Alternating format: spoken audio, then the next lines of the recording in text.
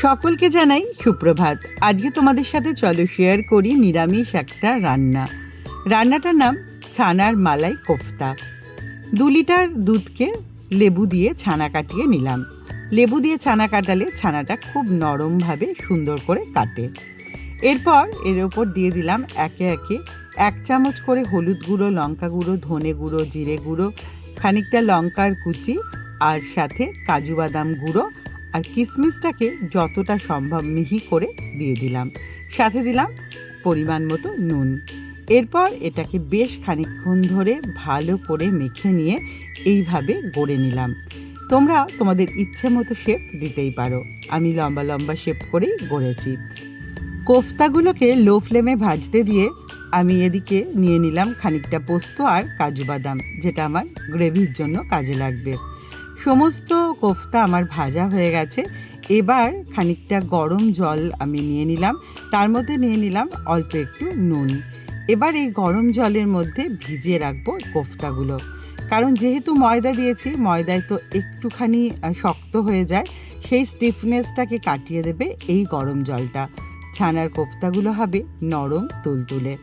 তারপর শিলের মধ্যে আমি নিয়ে নিলাম খানিকটা কাজু বাদাম, পোস্ত, সাথে কাঁচা লঙ্কা দিয়ে একটা স্মুথ পেস্ট তৈরি করে নিলাম। এবার আমি আবার নিয়ে নিলাম 3 টেবিল চামচ সাদা তেল। তেলটা গরম হতে হতেই আমি একে একে দারচিনি, 2টো এলাচ, লবঙ্গ আর খানিকটা হিং দিয়ে দিলাম। সাথে দিলাম একটা তেজপাতা।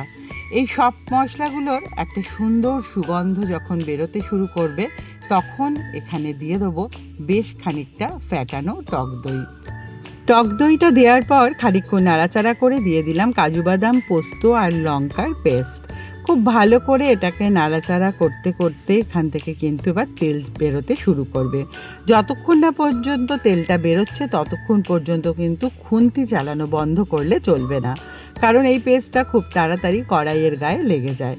খুব ভালো করে এটাকে কষিয়ে নিয়ে যখন এখান থেকে তেল ছাড়তে শুরু করে দেবে, তখন যে কোফতাগুলোকে গরম জলে ভিজিয়ে রেখেছিলাম, সেই জলটা সহ কোফতাগুলো দিয়ে দিতে হবে এই মিশ্রণটার মধ্যে। এবার দেখতে হবে আরেকটু গ্রেভির প্রয়োজন আছে কিনা। আমার আরেকটু গ্রেভির প্রয়োজন ছিল, আমি আরেকটু গরম জল এখানে অ্যাড করেছি। দিয়েছি কয়েকটা কাঁচা লঙ্কা, আর টেস্টটাকে ব্যালেন্স করার জন্য অল্প একটু চিনি আমি ব্যবহার করেছি।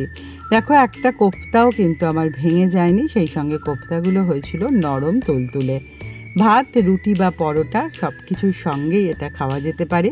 অসাধারণ একটা নিরামিষ রেসিপি, অবশ্যই কিন্তু তোমরা ট্রাই করো। চলো আজকের মতো টাটা।